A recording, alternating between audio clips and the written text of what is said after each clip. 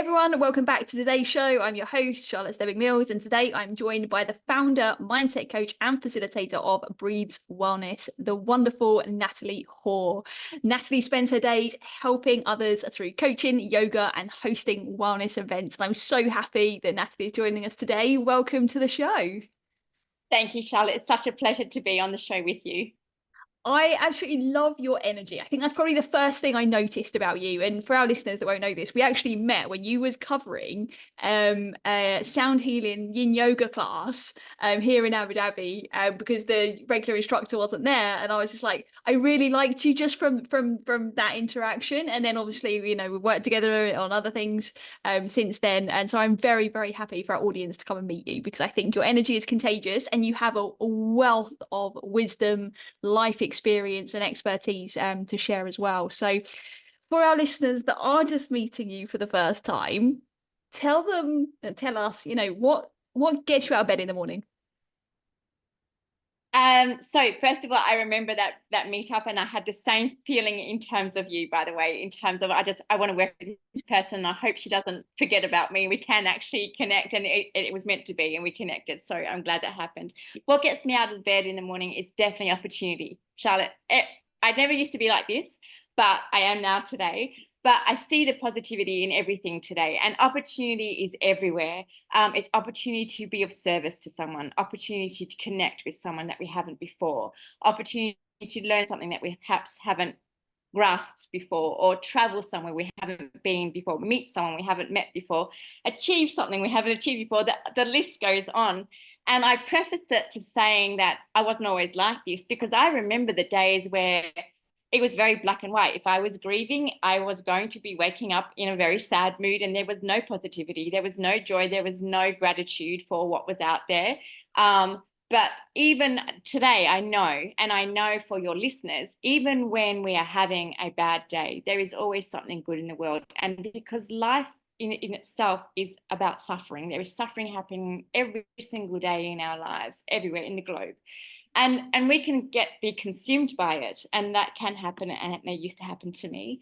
But despite all of that, and I know today I'm very grateful, I have a lot of opportunities in front of me, and that is just a mindset shift that I've now been able to, I'm not going to say master, but I'm able to incorporate into my day to day.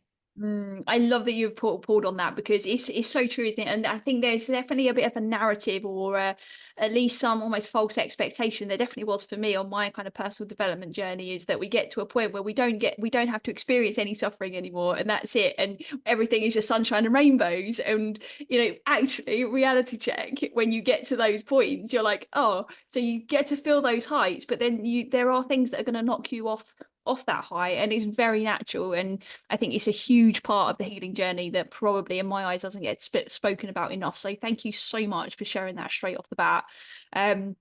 So tell us more then. You've just touched on there were days where maybe you couldn't even get out of bed in the morning. You know, you mentioned grief and the heaviness that comes with that.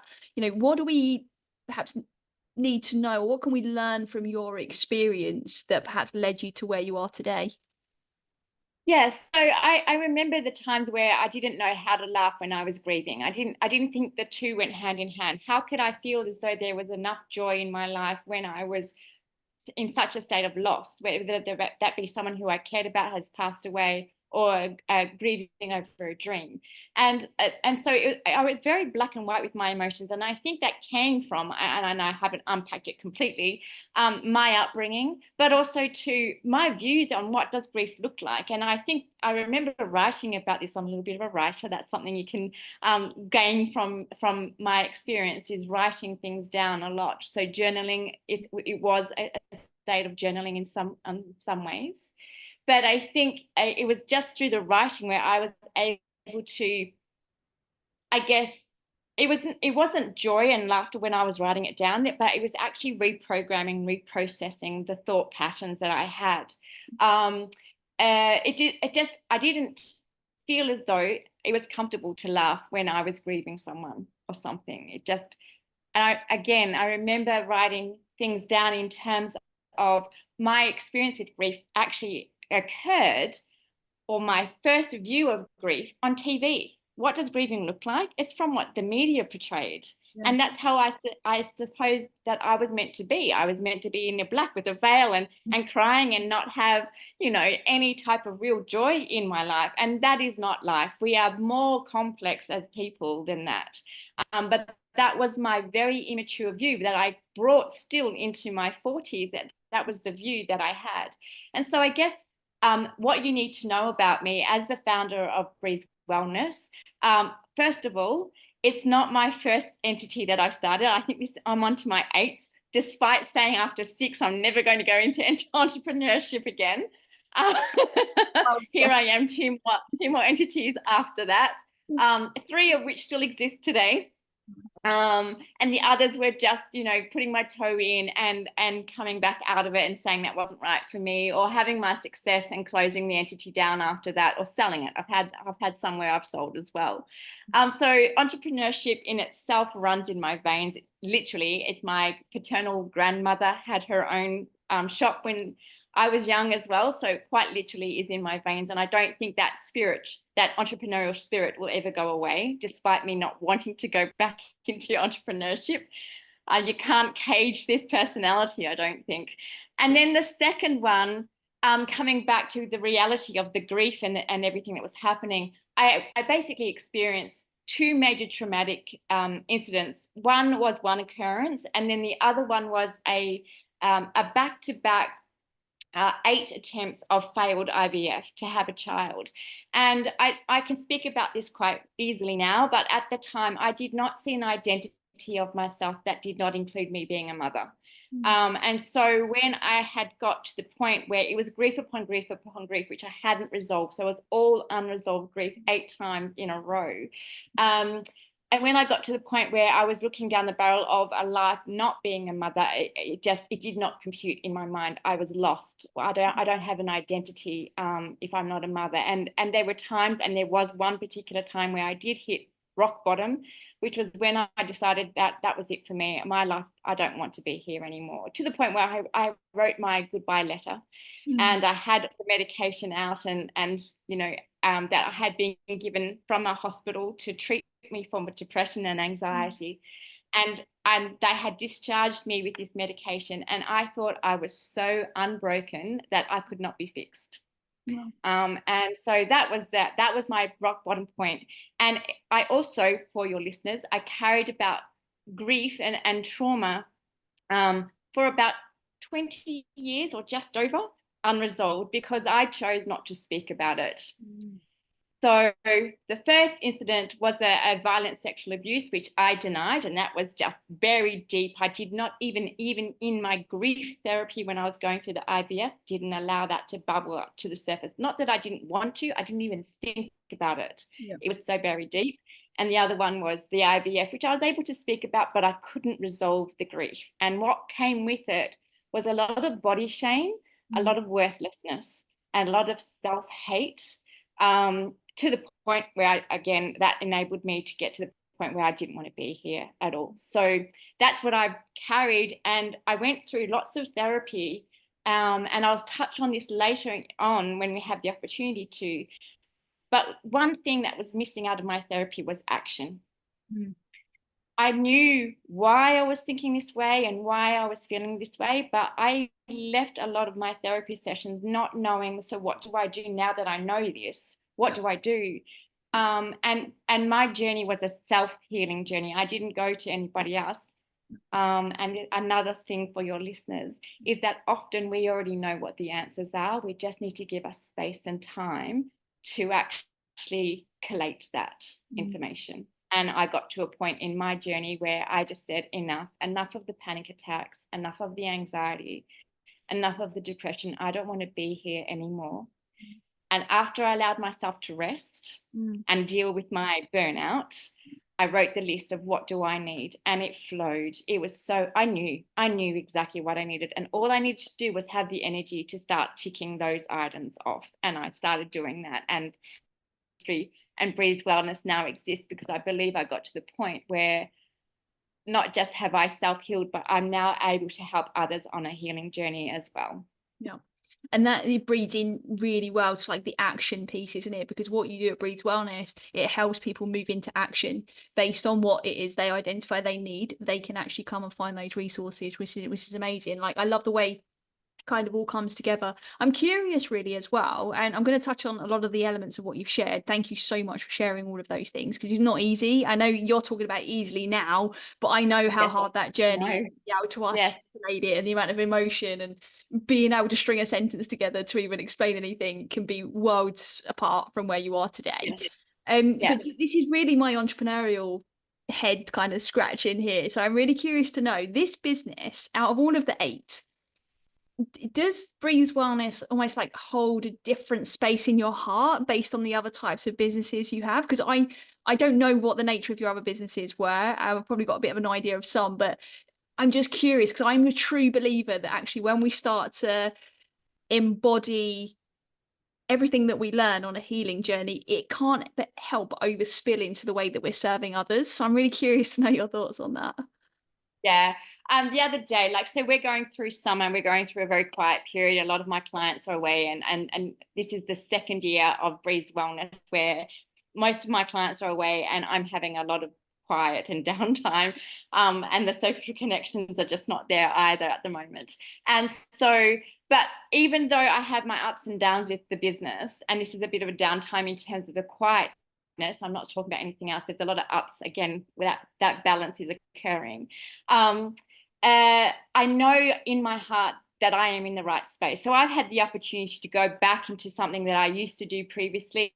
I've had people knock on my door and give opportunity in that space. And yes, I could easily go back there and I could easily swing back into that space, and I probably would be very successful at it because that's something I'm comfortable doing. But no, you're right. Absolutely. My heart lies with Breeze Wellness. And despite the fact that I've also been pulled in, and I am pulled into a more corporate side of things currently, I will not let Breeze Wellness go. I will fight for Breeze Wellness because I feel as though this is something, a space, not only do I feel comfortable in, but I feel as though I haven't yet achieved the things I want to achieve in Breeze Wellness.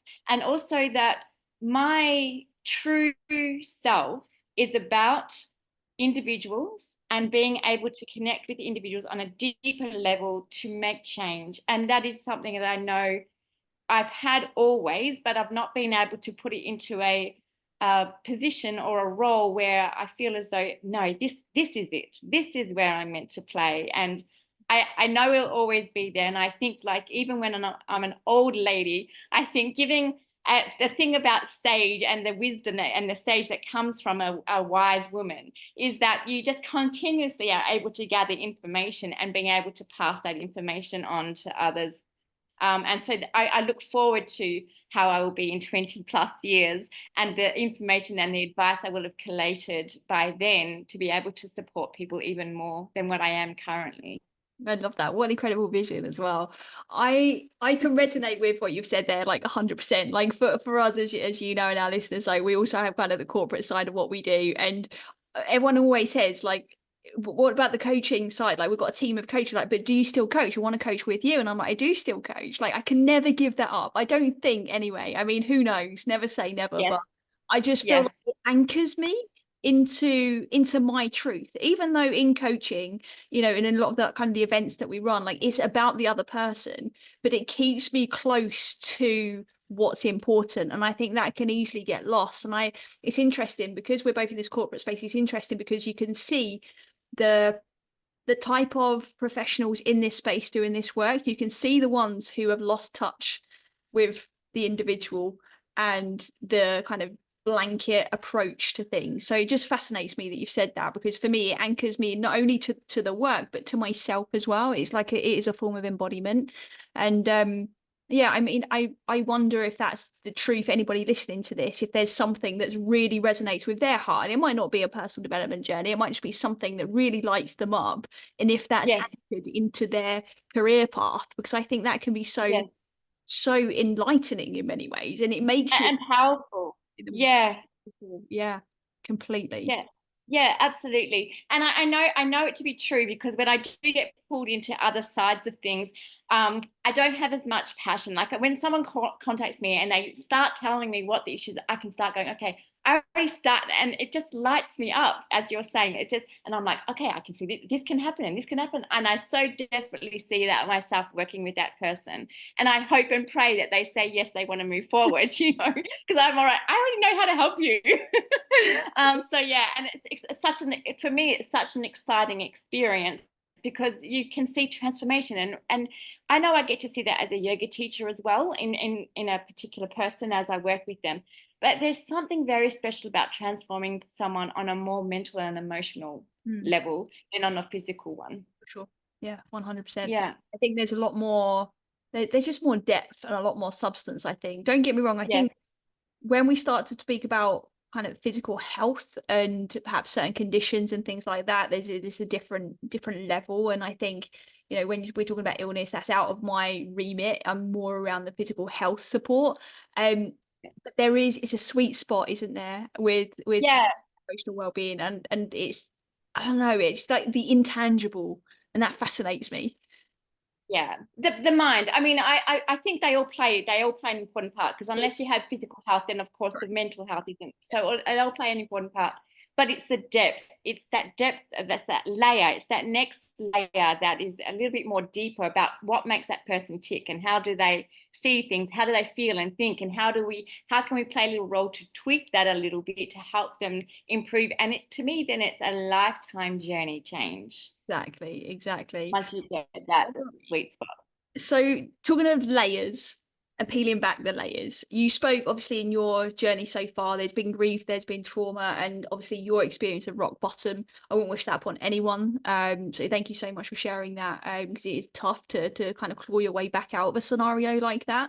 And that's really my curiosity is, what was your experience in coming out of that? Was it a case of hitting rock bottom and just magically you said enough and something kind of clicked for you? Was it kind of something over time? Was there something like, what was your experience like? Yeah, so I have got a curious mind by nature. So I've got a journalism qualification. That's how I qualified. I have got I am studying. Most people always say I'm a very good researcher. And so this curiosity also applies to myself. So when I said I was on a self-healing journey, I started with, and I think always the number one thing, and I can't emphasize this enough for your listeners, for anybody who wants to start a healing journey, the number one thing is self-inquiry and self-awareness. If we don't have that self-inquiry and self-awareness, we can take a lot of sessions for a coach or a therapist to be able to raise that self-awareness, and a lot of money, a lot of time. And I did that myself. I knew that there was wounds in my body that hadn't been healed, and they were getting larger rather than getting smaller. And so I didn't realize that I needed to build resilience and extra tools to help me to overcome some of these things. But what I did do is bring this curiosity about, why do I think this way about this wound? And why do I feel this way about this wound? So first of all, what do I feel about it was the first couple of questions that I asked. What do I feel and what do I think? And why do I feel and why do I think that way? And that took about 3-4 months, because lots of other things come in then, right? So there's past experience. Oh, because that happened 14 years ago, that's why.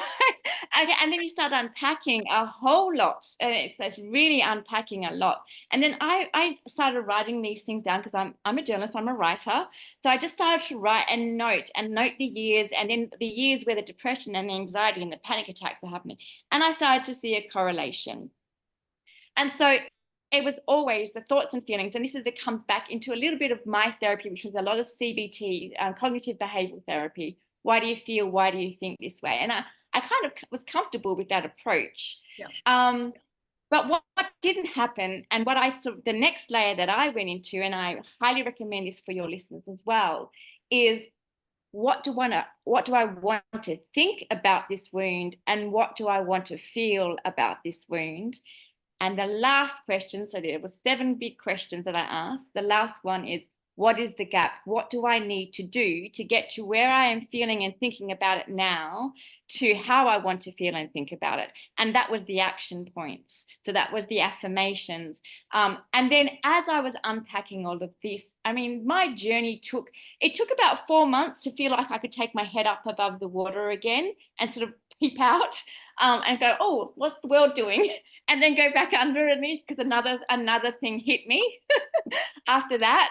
And then I really didn't start the coaching until about 1.5 years after I had gone through my healing journey. I'm not going to say I'm healed because I don't think it's an end point to healing.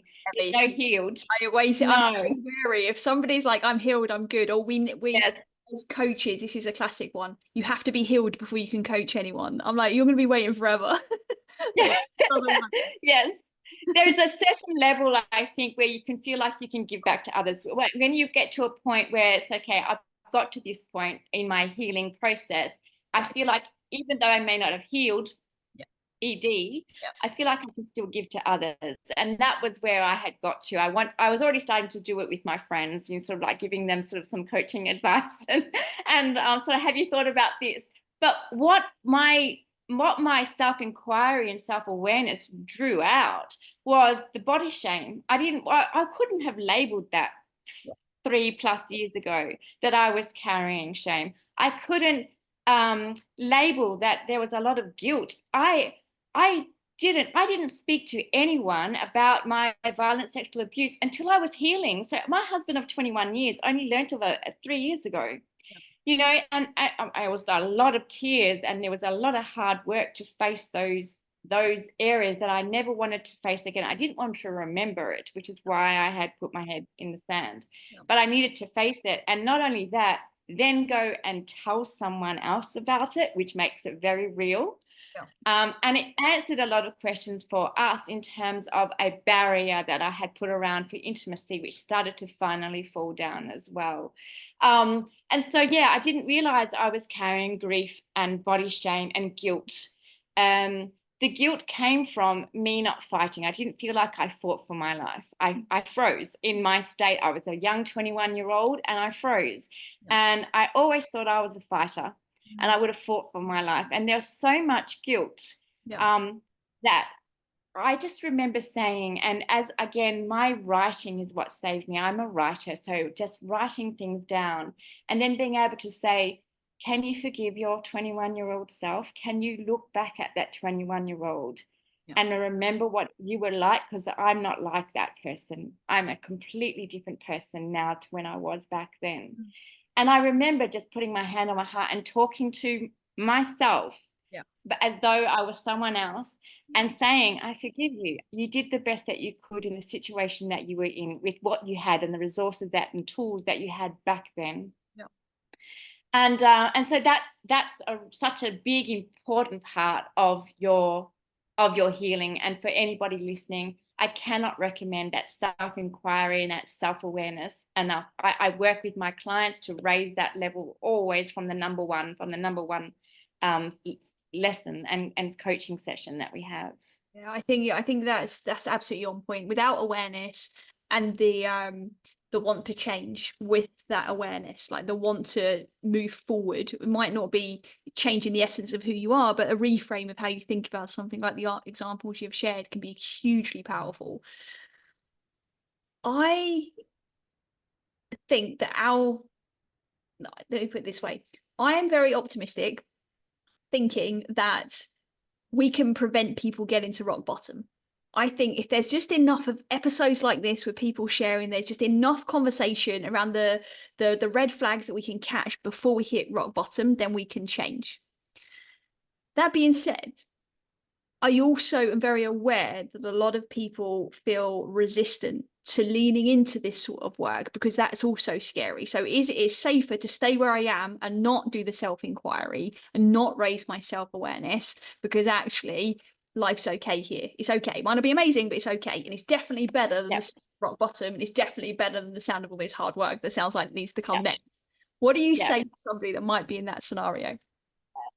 Okay, it's a really interesting scenario. So for me, the wound that I had in my early 20s did not go away. And despite what people feel as though that wound will go away one day, or it might get smaller, what we're actually doing is putting a bandage on that. We're actually changing, and we're not changing that wound to more of a pinprick, right? We haven't built the resilience and we haven't built the tools. So often in my 20 years, I had the panic attacks and the anxiety and the depression because I wasn't dealing with the wound to begin with.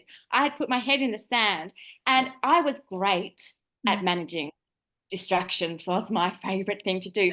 I disassociated. I was brilliant. And I remember saying to my very good friend in Australia that I am very, very good at being very, very bad or very, very good. Yep. Right. I'm very good at it, right? At distracting myself in terms of not dealing with this, I'm very good at. And I was very, very good at being, the life of the party and having whatever I needed to get through that day. Whether that be alcohol, whether that be prescription drugs, whatever that may protect, a chemical may be, whether that be just dealing with somebody else's problems because I don't want to face my own, or watching TV and binging on Netflix, or just scrolling consistently on social media. I was brilliant at being able to distract myself. We're amazing, aren't we? We're such intelligent beings. We create the best coping mechanisms you can imagine, don't we?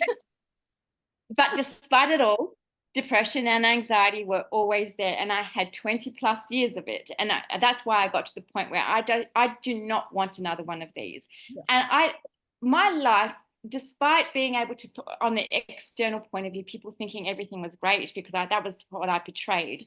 I was also very, very good with my anxiety. My anxiety helped my career because I was a high level of anxiety. I always knew risk profile was me. Give me risk, because I knew of all the things that could potentially go wrong because I thought about them. And I knew how to mitigate everything. And of course, even then, I'm still running around, and that's why I eventually burnt out, because I'm trying to put band-aids on things that potentially would go wrong, plus my own wound. And so to somebody who thinks that it's easier to just be distracted, and it is, I'm not going to lie, going through your healing journey and starting it to begin with, there's a lot of fear that comes up, and there's also a lot of hard work. And there was many times on my healing journey when I just stopped writing because I didn't want to face what I was about to write about, and I had to walk away, and it'd be sometimes months before I would come back and finish off that sentence. Because there's so many emotions and things that I did not want to face that. It was really tough. But at the end of it all is a feeling of joy and peace that I have never, ever experienced since that violent sexual abuse, that I now love about the life, and being able to be that more balanced person, have a more balanced approach to, yes, I might be grieving, but I can also appreciate the fact that this is beautiful in life at the moment as well. And it feels such a nicer place to be than consistent riding the waves of anxiety and depression and panic attacks. It's easier to see it when you're on the other side, isn't it, as well? It fascinates me. There are so many parallels between our stories in so many ways. Even the way you were describing like the healing experiences and some of those touch points that have been really powerful, similar to you. So our listeners know this already. I think you might know this. I hit burnout. What was I, maybe 25, I want to say, and I had just got to the point where I was almost like on autopilot, and I was quite vacant like you. I dissociated from past traumas, sexual abuse, from like turbulent scenarios growing up as well, that just kind of stayed with me. And I thought I was over it, right? I thought, oh, it's been there, done that, like time's moved on. That's how we learn to cope with things, right? Okay, that's in the past. Okay, well then we leave it there, right? Doesn't matter anymore. How wrong was I? Because 25 comes, or 26, whatever I was, comes, and I'm like on my knees in tears, having just hung a rope up, feeling it around my neck, ready to just exit. And it's just like, how do you get there? And it's so fascinating. It still fascinates me because I was in it, but it's like a fish in water. It doesn't know it's in it, particularly because I built up that distance and that dissociation towards the emotions. So I think there might be some people for sure that are experiencing like the anxiety or perhaps withdrawal, the opposite end of the spectrum, right? It's where we're just shutting down completely, and our nervous system kind of fights between those two scenarios often, which burns us out in the long term. But we can get to a point where the not feeling something can shift into suddenly feeling everything, but then on the other side of it, like, it feels good. It's better to feel something than nothing, even if it sucks, even if it is shame, anger, whatever. Like, it's better to feel that than it is to feel nothing. I mean, that was just my scenario, right? Some people are feeling the anxious. I mean, I've experienced, and I know that speaking to some of my clients, they're also feeling that as well. That whole numbness, it's such an uncomfortable feeling to have. It's like, as you said, if I can feel pain more than this, whatever this is, because this doesn't feel right either, I would prefer to be feeling, because like a numbness is really when just life is just, you are just ticking the boxes to get through the day. Yeah. And you're not having any emotion to it at all. Yeah, I mean, I know myself.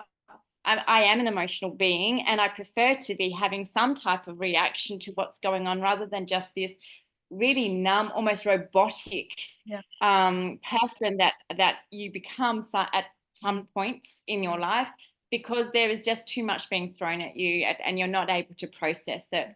And getting back to your initial, your optimism about trying to help people from hitting rock bottom, I don't know if we can help everybody, but for sure, I think these podcasts and connection points that we have from time to time with people play a role. And it's very important that we recognize when someone's trying to open up about what's going on in their life. And, you know, it may be in a party scenario, and so it might not be at the right time, but making sure we go back to that person, just say, listen, you know, I just want to let you know, I've had some experience in this. I'm very open to a conversation. If you feel like you want to chat about it, because I think if I could go back in time and change something, it would be the very fact that I never spoke to anyone because of my shame about what happened to me in my early 20s. That I didn't realize I carried that for so long, and that the IVF was also playing a role in that body shame. But it really was, the root of it was actually the sexual abuse. Yeah. And it was such an issue that I didn't consider until I really was halfway through my initial journey, before I could pop my head back up again, of healing. And it was a conversation that my husband brought into play. And it just, the memory of it popped up out of nowhere. And I just thought to myself, why didn't I speak to someone about this earlier? Why didn't I even speak to the therapist? I got diagnosed with major depression and anxiety. And really, everyone now knows, I actually was going through post-traumatic stress disorder, and I was not getting the proper help that I needed. And I could have been able to save myself many, many years of anxiety and panic attack and depression had I have spoken to somebody. So yes, I feel as though these touch points definitely help people from going down to rock bottom, but everybody has a bit of a rock bottom journey. We don't want to get them to go too far down. Yeah. But I think we also sometimes need that to help us to come up again. Exactly. We sometimes do need to hit that point. Maybe not so low. We don't want to go too far low, but I think sometimes, I know in my own clients, you get to the point where you sit there and go, okay, the only thing that this person is going to be able to do, because they're not taking on any advice right now, is to experience themselves and to have the desire to pull themselves out of it. And then you can help them a lot more than what, I had. It's that enough is enough moment that you described earlier, right? It's like getting to that point without going too far the other way, which is an interesting path to walk. So you've mentioned like self-awareness, self-inquiry are both things that have been really powerful for you. You've mentioned forgiveness. Forgiveness, again, another parallel in our journeys, that connecting with younger self, and writing. I still have an open dialogue with younger versions of myself, or I'll kind of touch in and out of from time to time. Yes. Not necessarily anything bad, but just to check in about how are you, to be present and make sure that you know that relationship is there within myself. I find it hugely powerful. What else do you think are some of the ingredients?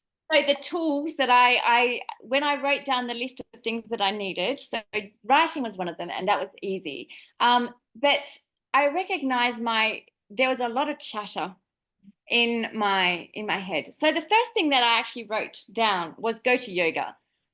Yoga has, and so when I just want to preface this by saying, not every tool is for everybody, but we can find a tool for everybody. It just needs to be what tool works for that particular person. So yoga has been my savior. And I became a yoga teacher because, again, I wanted to provide what yoga has given me to others as well. And so the constant chatter in my head was constantly on. Even when I started the journey, it was just, you are worthless, you are hopeless, you are helpless. And it was on a loop. Yeah. There was no break from it until I experienced 1 hour of relaxation from going to a 1 hour yoga class where I got finally some space. And it might have been actually, I'm going to say maybe an hour and a half, because I also had some reprieve for about 30 minutes after that class as well, before the chat would come back again. And so yoga brought in breath work, which brought in meditation. They all played a role for me. And the more that I meditated, the more that I breathed, the more that I did yoga, the more the space just to be. There was nothing. I remember how freaky this was. I remember there for a moment just being silent and going, are you on? Is this thing working? I had a moment like that in my journey, well, a few moments, I think, where I felt this deep sense of peace, and I kind of freaked out a bit. And I've gone back to my coach and I'm like, what's going on? She's like, this is what joy feels like. This is what peace feels like. This is it. And I'm like, oh, wow. You've got to get to know the new feeling, right? Yeah, it was just phenomenal. And remember, it was 20 something years of this constant loop playing. And so for there to be nothing, it's like, what's wrong? But then also found the space to start saying some nice things about myself every morning. And I've spoken about this previously. My affirmations were, I am worthy and I am enough. And it was left foot forward. I was walking all the time, walking my dogs. Left foot, I'm worthy. Right foot, I'm enough. I'm worthy, I'm enough. And I remember saying them, and it was almost not really entering into my belief system. It was just like water going off my back. It was not sinking through into the body at all. And I remember this moment succinctly. There was a stray cat that was following me as I was walking my dog. I'm worthy, I'm enough. I'm worthy, I'm enough. I'm worthy. Yeah, okay. Wait, I am worthy. Holy hell, I am enough. Oh my God. And then, of course, the tears after that. And also I'm crying with this stray cat. This stray cat's trying to give me some attention to say it's okay. So it was a beautiful cat. It ended up, sidebar, we ended up almost adopting this cat as a community cat, because it just was, I don't know, it took some type of relationship with me from that moment onwards. And that cat was very special at that time. It still is in the community, but no longer with me. We moved. Yeah, and that moment, so the power of affirmations, right? I didn't realize those power of those positive words and those mantras that we say to ourselves. And then I started to realize how important what we say to ourselves is. And so I was able to then, and this is about early on in my healing journey, but I was able to identify, hang on a second, let's rewire what you're saying right now. So all of a sudden I'd catch myself saying something bad about myself. And it was the moment where I started to realize, and CBT was a big thing in this. They used to always say your thoughts doesn't always equal reality. And you know, what would they know? My thoughts are real. But yeah. So, and it was the first time that I realized that there was disjointed thinking. It wasn't the reality in terms of like, this is not the truth. Your joints are real, your thoughts are real, sorry, but it's not actually the truth of the scenario. And so, you know, it was very interesting for me to then, again, the curiosity came into play. Why am I thinking this way?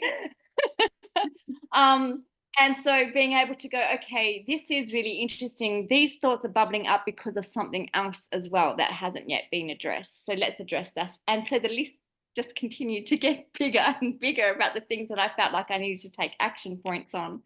And so affirmations and catching myself speaking about negative things about myself and sort of questioning myself, is this the reality or is something else talking? Is this thought bubble coming up because something else is another feeling that perhaps hasn't been addressed yet? And so, yeah, I healed myself with a pen, really. I mean, I often say to my clients who don't like writing, do voice notes, listen back to some of the things that you are saying, let yourself either reread or re-listen to some of the things that you're saying about yourself, and start questioning why. You know, it's almost like that 2-year-old child that just won't stop asking that question, why. Yeah, and I think it's something we don't talk about a lot, is actually being quiet and solitude. It's healing is a very, for me at least, and I know when I speak to my clients, we talk about stepping back when we are healing and shredding and letting go. And for me, it was 4 months of solitude. I really withdrew from a lot of things just to enable myself to ask this why, for me to get down to some of the real stuff that I needed to address. And I think it's really important for your listeners to understand, for anybody who's looking at going on a healing journey, is it can be scary because we are letting go. And sometimes that means letting go of people or certain beliefs that we've had that have carried us for many years and it's been beneficial to us, but not beneficial right now anymore. And that can be really scary as well. We don't want to sometimes let go, particularly of letting go of family members. That doesn't feel right for me, but that realizing that perhaps that family member isn't good for us anymore. Or the friends that saw me as the party animal, and that's not, when I sort of came out of that healing journey, that's not what I wanted to be anymore. And so then realizing that I had changed and making a decision, most of them said that's not who they want me to be. And I'm sitting here going, well, this is who I am going to be. And the decision then was on them to sort of say, well, we don't want to continue the friendship with you anymore, or we do. And I lost a lot of friends after I went through my journey and came out that whole you've changed. And I'm really glad that I have, because I'm a lot better than what I was before. And it's such a shame that you can't see this version of me, or you don't want to see this version of me or be with this version of me. You prefer to be with what I used to call my broken version of myself, which I don't see it as that. It's just a different version of myself now. Often it's just on that as well. Often it's a reflection of them rather than you, right? Because you're in your element now, living authentically, right? And I think when we can be authentic, that pisses other people off sometimes, because it's almost like a mirror to them to say, hey, this is actually possible. And you can do the same. Often a lot of people are not willing to look in that mirror. Sometimes it's just values misalignment and you're just not interested in the same stuff. But what I've noticed, not just with my own personal experience, but with others as well, is like we then show something to them. It's like they can't handle the light that they're now seeing, so they've got to put their sunglasses back on and pretend that it doesn't exist. There's a bit of that going on. And distract and in a different way from what's happening for the reality. And it also made me appreciate the people who stayed. You know, there was less people that stayed than those people that left. But those people who stayed, oh my gosh, it's such a deeper friendship now, and I appreciate them and what we have even on an even deeper level. And I've actually, the people that I'm talking about, they've come to me for support and advice and coaching in moments that have been tough for them as well. So they saw something in me that was enabled them to sort of say, I need to address this too, and I want to speak with you about this. And so that friendship really has gone deep, because we've gone to some spaces where they've opened up about stuff that they wouldn't have opened up on the unhealed version of myself. That's it. And you've given other people the space to be able to do that, and led by example and role modeled that. And that, I think, been underestimated massively. So that's fantastic. And that's another selling point for anybody who's resisting that might be listening to this. Then that's another good, because you can actually start to help the people around you as well. Absolutely. And at the end, there is deeper friendships and a deeper connection than you've ever had before. That is something that I know, not just within myself, but also with my clients as well. So yeah, I mean, it can be scary and all these things, but all of these tools also have helped me from never going back to hitting rock bottom again. And one other thing I would say for your listeners is the fear of hitting rock bottom sometimes stays with us for a long time, Yeah. despite how much we feel like we're healing or have healed. Yeah. That fear stays with us, that we are going to go back there, because there are times where life will rock us again, and some thoughts will come up that we thought we had dealt with, or some feelings come up, and all of a sudden we're going, oh my goodness, like this feels like what I've gone through before, and I'm going to hit rock bottom again. Yeah. And it doesn't go away, but what happens is our resilience increases, and the cotton wool that we put around the fall actually increases as well with the tools. And so we're able to recognize, okay, and I think it's such a great tool to be able to recognize, oh, this feels like something I've gone through before, and I have a fear that this might take me down to where I once, but look at all these tools that I can use to help me make sure that that doesn't happen. Exactly. Yeah. And I think that there's so much power in that we are actually taking control of the steering wheel and not allowing anxiety to control us, or the depression to control us, or the PTSD. And there's nothing that these things hate more than us taking that wheel back and saying, no, I'm in control here.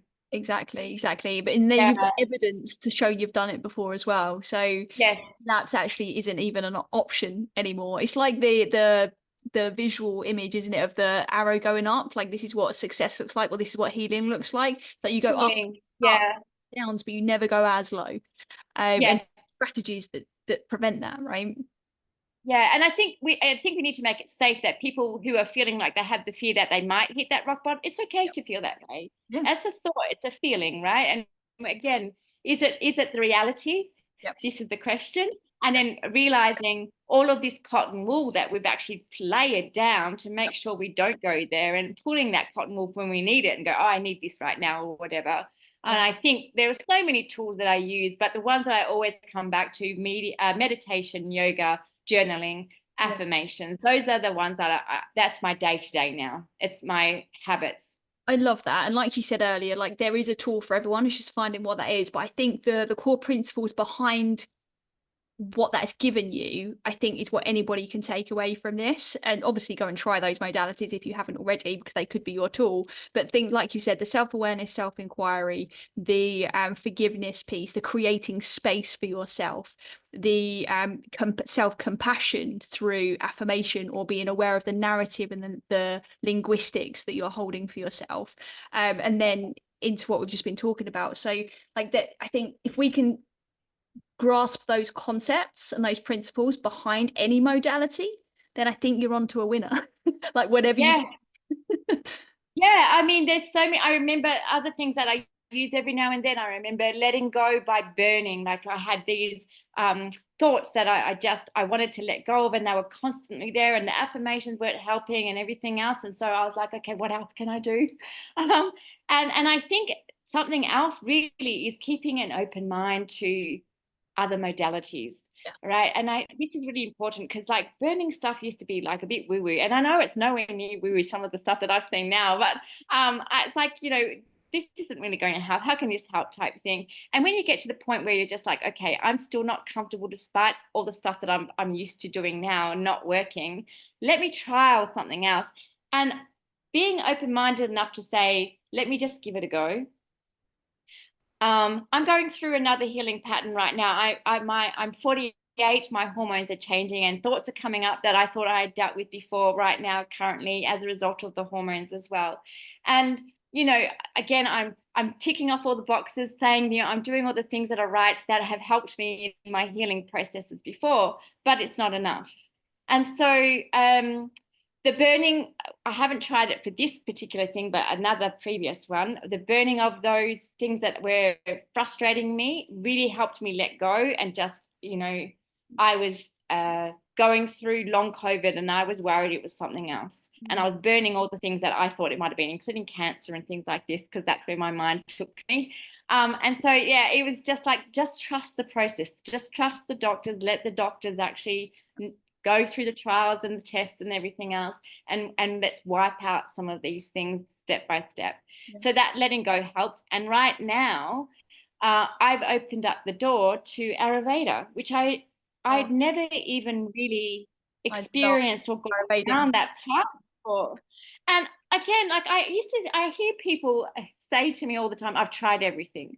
And I'd love to put a little bit of a sort of like that, you know, of exactly to that sentence, right?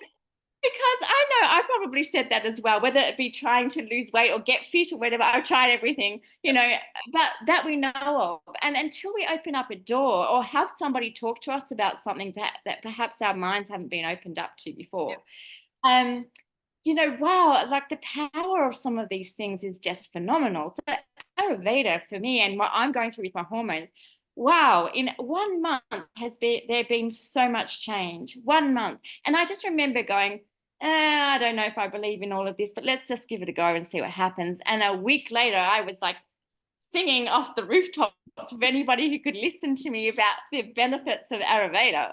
So that came from World International Yoga Day, you know, and mudras and the power of hand gestures. And so that just a rabbit warren. And once, you know, it's understanding, is it, that something that once worked for you might not work for you anymore, right? So keeping that door open is absolutely necessary.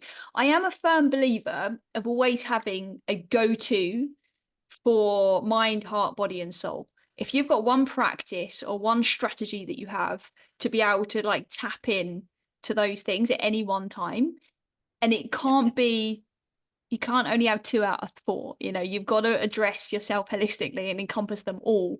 Because like for a long time, I spent a lot more time in my head, a lot of journaling, a lot of analyzing, a lot of kind of CBT, a lot of NLP, that kind of thing. And there was a lot more embodiment that was needed. Like I needed to bring my body online outside of just general training, right? And Qigong was that for me, and quantum flow. And so that I think there's so many doors that you can look through that will lead to the next thing if we're curious, like if we're open-minded and willing to just give it a go.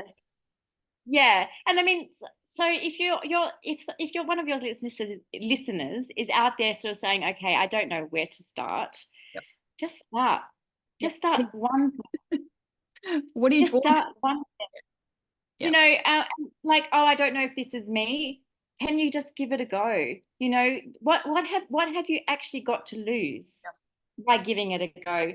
Maybe you've got to lose the anxiety, or maybe you get to lose the depression. And how amazing would that be by just giving it a go? You know, and I think sometimes as adults we lose that curiosity that we once had as a child. And I think if we can go back to that childish curiosity of why, you know, we always, as 2-year-olds, we all ask why.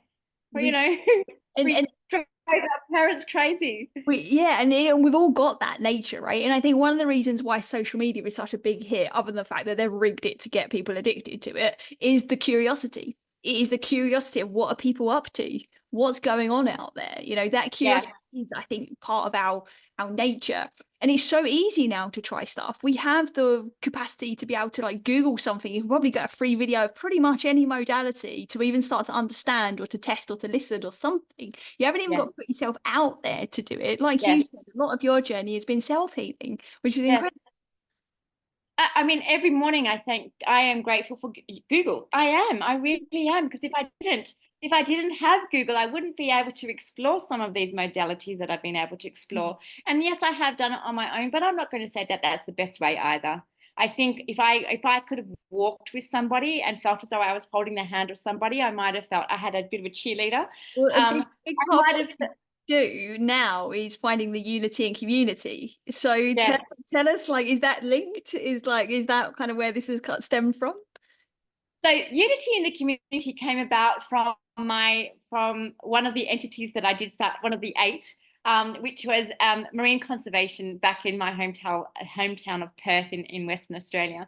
So we started a movement, and it came out from a new policy that the government had introduced, and as a result of this, I felt as though it wasn't the right policy and voices needed to be heard.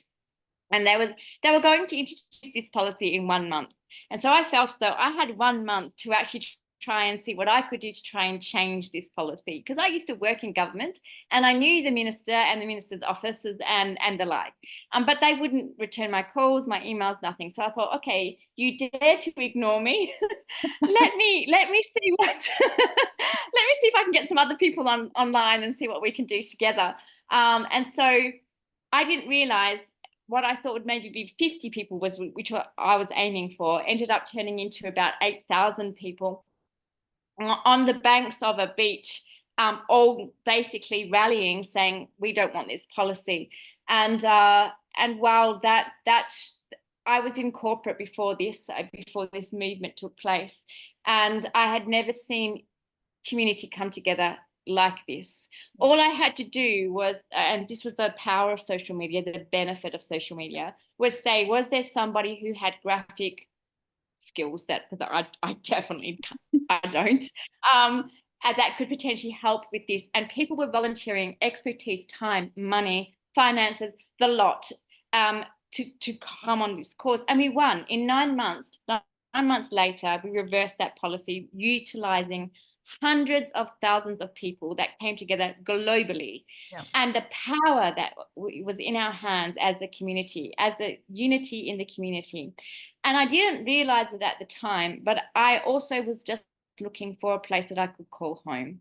I had just gone through my last eight IVF attempt, and I was lost. So going back, the unity in the community came about as a result of that. And I every time that I try and do something now, I try to recreate that feeling, because I was the black sheep of the family. Yeah. I didn't feel ever for a long time that I fit into my skin, until I had this moment whereby the community, I found a home in the community. I felt like I belonged, and I really, we didn't just do community movements. We came together for dinners and for, social events. And these were my people. I found them, right? Right. And then we won that. Of course, that entity out of success was no longer needed because the policy was reversed. And so then I went on to the next thing, which was another marine conservation entity here in the UAE called ASRAC. And so I found a little bit of a home. I didn't feel home here. I was brand new as an expat. So unity. I was looking for my home base. And I do the same thing now as a yoga teacher. I think there is so much unity in the community that we can find, whereby I'm not just looking at for myself, but I, as a teacher, want to create that space in order for people to come together and feel like they are in their yoga home as well. And let's all face it, majority of people who live in this country are expats. Yep. So we're not at our home, and so unity really can only be found within our community if we are not in where our home base is, if we don't have family around us. Yep. And so it's so important to me now, for not just for myself, but for others. And if I can create safe space, which is what my aim is always, for people to come together and feel like they have found their home, then I've done my job. Well, you're absolutely doing that job. You'll be an absolute force for good with the work that you're doing, and Breathes Wellness. Now you have lots of different events that are happening all pretty much all of the time, right? I know it's summer at the moment, but we've done some really cool things like on the boat trips, and combined with like different yoga and breath work, and just so many cool things. So our all of your links and everything will be in the show notes for anyone to be able to come and follow you. But before we do, is there anything else you want to add into the conversation that we haven't mentioned already that you think you've got to share? I think I've done a really good job of getting a lot of the things I wanted to share out. So no, I mean, if I can come back and really underline some of the key points: self-inquiry and self-awareness, and find the tools that work for you. And that you'll just start seeing, and once you start seeing change, it's almost like a ride that you don't want to get off. It's like, what else can I improve or tweak or do something about? And it's amazing at where it can take you. Amazing. And where is all of this taking you? What's next for yourself and Breathes Wellness and all of the other projects? So we've got some really exciting stuff. So in the background, while summer has been occurring and the events aren't taking place, I've been opening up doors to places that we haven't yet tapped into, which will enable us to go from just half-day workshops and retreats to 2-day, day and a half, 3-day. To enable us to go deeper into healing and transformation as well. So bringing unity in the community together again as well, so doing it in groups. And also too, I feel as though I'm into my 3rd year. I always find inexperience, given this is my 8th entity, the 3rd year is the one where growth eventually starts taking off. People start realizing you're there and what you're about and everything else. So I'm really looking forward to tapping into, coming back to one of our initial questions, that one-to-one individual coaching as well, and getting into deeper layers with more people than what we have currently. And so bringing on additional facilitators as well, who have got some of the experience and can tap in and fill some of the gaps that I won't be able to do myself personally. And so some exciting stuff ahead, but I think this year we hope to announce our first 1.5-day retreat, and then follow that up into the winter of next year as well with a couple of more. Currently in the UAE, and eventually we'll do our first international retreat as well, which will be awesome as well. Ticking off all of the boxes, including my love and passion for travel, bringing it all together and taking people really on a journey. Amazing. Both physically and mentally and emotionally, spiritually. I love everything about it. I am actually very excited about what you're going to be hosting in the UAE and these immersive experiences. Like I will be there for sure. Amazing. Keep me on your list, because I think there's a lot of things far away and it's not always as convenient as well. So the fact that you're going to be marrying the two over the next year or so, that's amazing. And yeah, very excited to see what you're up to. Natalie, thank you so much. I love you. I love the work that you do. I think you are an absolute gift in this world, and so thank you so much. Keep doing what you're doing, and yeah, we'll have to probably bring you on the show again for maybe another conversation about one of those modalities in detail or something, but we'll I'm really interested in Ayurveda. Let's get someone who can speak about Ayurveda onto a panel, and let's talk about this, because this is amazing stuff at this moment in time. But I'm only starting into that space. But thank you so much for the opportunity to be on the show. It's been amazing. Same, my passion for you. You know, I absolutely love and adore your energy as well. Let's catch up and offline and have a chat about what's going to happen next. I think also too, for Breathe Wellness, we're going to bring in more partnerships, and I really believe wellness theory is definitely going to be one of those as well. Amazing. So to all of our listeners, thank you so much for joining us. All of the links, like we mentioned, will be in the show notes for you, so you'll be able to come and find Natalie and Breathe Wellness and all of the things that she's up to. And as always, if you need anything, reach out anytime.